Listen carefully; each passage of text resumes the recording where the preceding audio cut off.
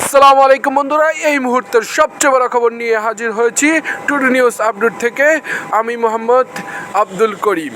তো আজকে সবচেয়ে বড় খবর, শেখ হাসিনাকে ফিরিয়ে আনতে সেনাপ্রধান ও খালেদা জিয়ার বৈঠক, কী সিদ্ধান্ত হচ্ছে তাই জানবো আজকের এই ভিডিওতে। দীর্ঘ 15 বছর আগে একবার সেনাপ্রধানের সাথে দেখা করেছিল এভাবে, এখন নতুন সেনাপ্রধান নতুন সময়ে খালেদা জিয়ার সাথে আবারও দেখা করতে গিয়েছিলেন। তো চলুন প্রতিবেদনটি শুনে আসুন।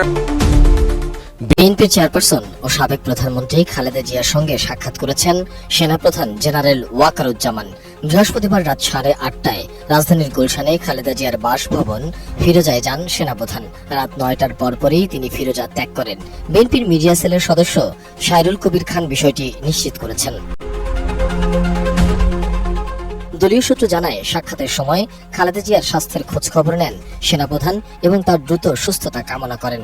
সাইরুল কবির খান বলেন, বিএনপির চেয়ারপারসন খালেদা জিয়ার স্বাস্থ্যের খোঁজ নিতে এসেছিলেন সেনাপ্রধান।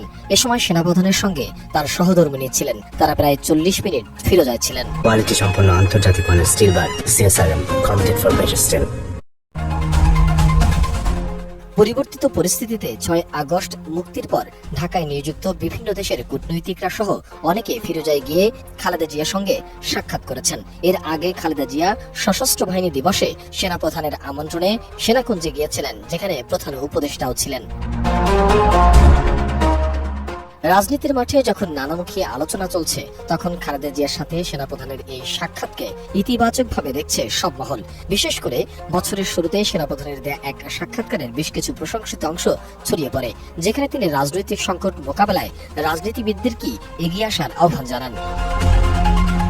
তার সেই সাক্ষাৎকারে দেশের বর্তমান রাজনীতির নানা দিক উঠে আসে। ঠিক তার পরের দিনে বেগম খালেদা জিয়াকে দেখতে গেলেন সেনাপ্রধান। এদিকে উন্নত চিকিৎসার জন্য আগামী সপ্তাহে লন্ডন যেতে পারে বিএনপির চেয়ারপারসন বেগম খালেদা জিয়া। সবকিছু ঠিক থাকলে আগামী সোমবার ঢাকা ছাড়তে পারেন তিনি। সূত্র বলছে, ওই দিন একটি বিশেষায়িত বিমানে বিএনপি চেয়ারপারসন ও সাবেক প্রধানমন্ত্রী খালেদা জিয়া ও তার মেডিকেল বোর্ডের চিকিৎসক, নার্স, ব্যক্তিগত সহকারী লন্ডনের উদ্দেশ্যে রওনা হবেন। এজন্য সব প্রস্তুতিও নিয়েছে চিকিৎসক ও তার পরিবারের সদস্যরা। সবশেষ 2017 সালের 16 জুলাই খালেদা জিয়া লন্ডনে গিয়েছিলেন। এরপর একাধিক মামলায় পরোয়ানা মাথায় নিয়ে ওই বছরের 18 অক্টোবর দেশে ফেরেন খালেদা জিয়া। ওই সময় তিনি যুক্তরাজ্যের ডাক্তার হেডলি ব্যারির চিকিৎসা গ্রহণ করছিলেন। আওয়ামী লীগ সরকারের আমলে 2018 সালের 8 ফেব্রুয়ারি খালেদা জিয়াকে গ্রেফতার করা হয়। তখন 2 বছরের বেশি সময় তিনি কারাবন্দী ছিলেন।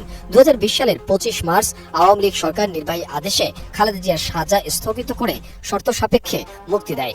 এরপর 6 মাস পর আবেদনের পরিপ্রেক্ষিতে তার সাজা স্থগিত করে মুক্তির মেয়াদ বাড়িয়েছিল সরকার। মোহাম্মদ সোহাগ বিশ্বাস, এটিএন নিউজ, ঢাকা।